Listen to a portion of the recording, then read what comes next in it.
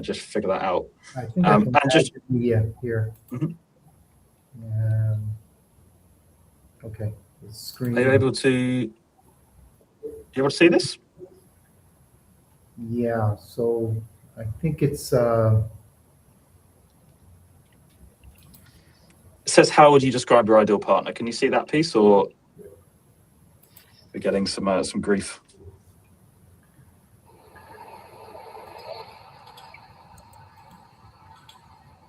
let me see here. Sorry, we should have tested this before we went live, but I believe that let's see here.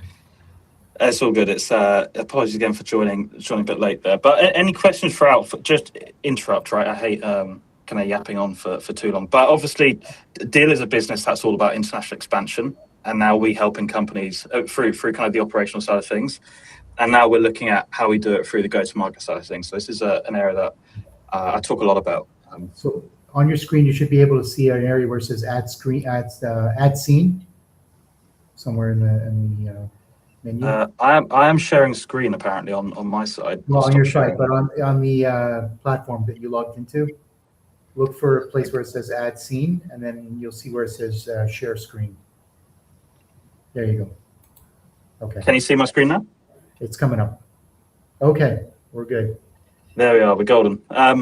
So I'll just talk through the find piece then. And again, this isn't kind of about, just trying to throw Suk at you, but this is how we use AI. And there's so many different ways you can use AI to expedite your go-to-market, especially from an international perspective. But from our point of view, it's about being, and you hear this a lot, kind of being uncomfortably niche with your ICP is quite a common saying. What is that ideal customer profile that makes the most sense, all the way down to their hobbies and things like that. And I really believe you should be able to do the same with your partners and be able to say, okay, what would the best possible partner look like in any given geography? And so say, for example, we want to find, and obviously I'm sure there's a lot of people watching from a lot of different kind of industries, so I'll keep this quite agnostic, but find me sales leaders, that's very broad, not a useful IPP at all. But for the sake of this, we'll show kind of how specific you can be who like dogs. And the way that we're using AI is we use something called RAG. And so we have hundreds of millions of contacts and then billions of touch points around those contacts. So think of it a bit like an AI SDR, but for partnerships. And so you confirm that search and you can see here, it's a live search. So it's not a matter of, and you'll see a lot of solutions kind of provide you with a partner marketplace. And marketplaces are fine in some contexts. If you're selling quite a mainstream service, marketplaces will do a fine job at identifying some partners for you. But one of our customers, their ideal partner profile is wedding planners in the US that refer mass travel business. Now, if you find me a marketplace that has wedding planners on it at the kind of meaningful scale, I'll eat my hat. But we can see that search here. It's going to find the first 10.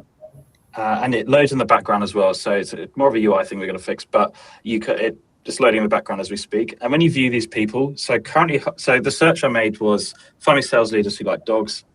And so you can see currently holds a sales leadership position. Okay, well, what does that mean? They're head of sales, VP sales or equivalent. And we can see here the explanation for that. And instead of you having to click through every single source, we found this on LinkedIn, on X or on LinkedIn, and demonstrable interest in dogs. Well, he's the owner of Drag Dogs, a local dog agility training business. And so the guy probably likes dogs. And we found the sources again. So imagine trying to do that search yourself. Imagine going onto LinkedIn or Google or however you're trying to figure that out and trying to identify, okay, how do I know if these people like dogs? And I'll go to another campaign just to kind of show the steps here. This is one that I did just a moment ago. But what they liked is when you are on that results piece and you're looking at results, you can obviously cross-check. We were looking for people in leadership positions in the GRC sector. And on that next step, this is where you can scale this. So imagine you're going to an international market, you found a couple good profiles. How do you find 1,000 of them? And that's where I'd invest most of my time doing this at Deal. We'll keep it at 10 because it's, as you can imagine, AI usage for us gets a bit crazy. We've had hundreds of thousands of searches and results pulled, and about 70,000 campaigns run. But the way it works, you'd name your campaign, email, LinkedIn, both, campaign goal. Again, because I've gone through it, it's already kind of saved that information, but so we want an intro call, and the intent signals. So how do we hyper-personalize this messaging? Well, I said here, mention a few of their customers, but you could do tech stack, you could do prove they like dogs or whatever it may be. All that hyper kind of personalization information that you can use to make people reply to you and want them to join your partner program. It's not just about the incentive for the business, but how do you drive incentive to the individual at that business to make them want to partner with you? And I think Andy and I, we have a great partnership. And I think the reason is because it's not necessarily on the business level, although it very much is, but also on that, on the personal level, we're super aligned on kind of the value we want to add to our customers. Yeah, and I'll just sort of add a piece there as well. I mean, if we look at kind of, partnership programs are at different stages, right? So if, you need support in building partnership programs, your value proposition, identifying your partners. But I'll give you an example. Leo and I worked in the weekend. We just had a request from North America to grow the European channel. It was quite niche. And we were able to confirm that ideal partner profile request very, very quickly. And from my perspective, partnership's amazing because I offer different services across the life cycle. Partner recruitment is probably one of the hardest pieces. And if you look at sort of the overall objective of myself and Leo and Sam is to help partnership organizations to provide them with resources and solutions, so we can lift the level and help you go to market more effectively. Yeah. So, what Leo and Sook have done is amazing. To that as well, right? I think partnerships is one of those areas where you can invest hours and hours and days building the perfect partner program, but if you can't find anyone to join it, then kind of what's the point? And equally, I come from a sales background previously. I've been an SDR and an account exec. It's the same as when you're building the campaigns, right? I'm sure anyone here who's done direct outreach, slaving away over a sequence for hours, putting the perfect things in, being like, oh, how could anyone not reply to this? This is perfect, just to get kind of ignored. And so with Sook, we build campaigns based off of the learning of over 70,000 campaigns that have gone through the platform. And so we know what emails get responses, what book meetings and so on. So kind of the last bit I'll show here is, okay, we have these people. How does Sook apply that template we just created with that hyper personalization of mentioning a few of their customers and so on? How do we apply that to people at scale? That's the important thing here. So not only finding them, but outreaching to them in a way that is compelling and that they care about. So I see work of asset managers, investment hedge funds, and so on. I see work of major players like XYZ. You can edit it, you can kind of do as you want with it, and you can launch that campaign. And one of the kind of key motivations behind Sook was this isn't a sales tool.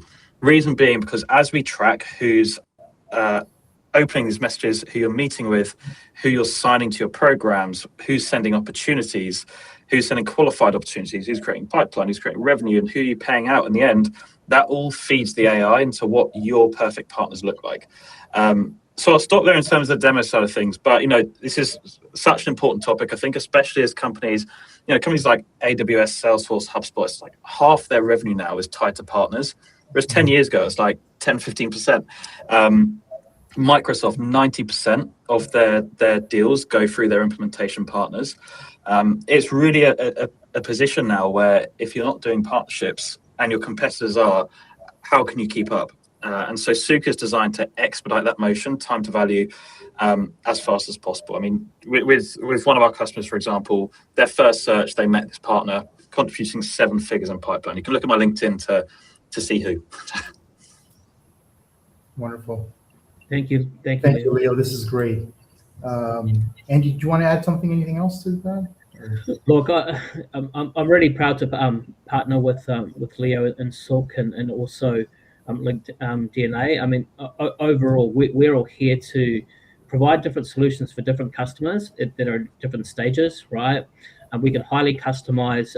We've got really good, an ecosystem of resources, and collectively as well, we're here to help the partnership journey, right? Whether it's international expansion, setting it from scratch, scaling, hyperscaling, right? Or putting the tool systems and processes. And in the case of sort of finding you the best partners on the planet, right? So, if anyone wants to have a chat to us, we're welcome it. Wonderful. Well, as we close today's session, one thing should be clear. Global partner growth doesn't fail because of ambition. It fails because of inconsistency. Scaling across APAC, EMEA, and North America isn't about copying and pasting a regional program. It's about having a clear global framework that defines structure, expectations, and success while allowing enough flexibility for local execution. Organizations that scale effectively are the ones that, one, recruit intentionally, not opportunistically. They test the markets before overcommitting resources and equip partners with clarity, not complexity, and operate from a repeatable playbook that evolves as markets mature. Global growth isn't about doing more everywhere at once. Okay? It's about doing the right things in the right order with the right partners. Andy, thank you for sharing your experience and practical insight today. And Leo, thank you for your contribution for today's session. And to everyone who has joined us, thank you for being part of this conversation. If today's session highlighted gaps in your global partner strategy, whether it's recruiting, resourcing, governance, or playbook design, I encourage you to contact Andy and the K1 Channel Consulting team. A focused discussion can quickly uncover where structure and clarity can unlock scalable growth. We look forward to continuing the conversation in the next session of the K1 Growth Series. Until then, thank you, and here's to building a partner ecosystem, partner ecosystems that scale globally and perform locally. Thank you, guys. Appreciate it. Appreciate it. Thank Thanks, you, Leo. guys. Thanks. Cheers. Bye-bye.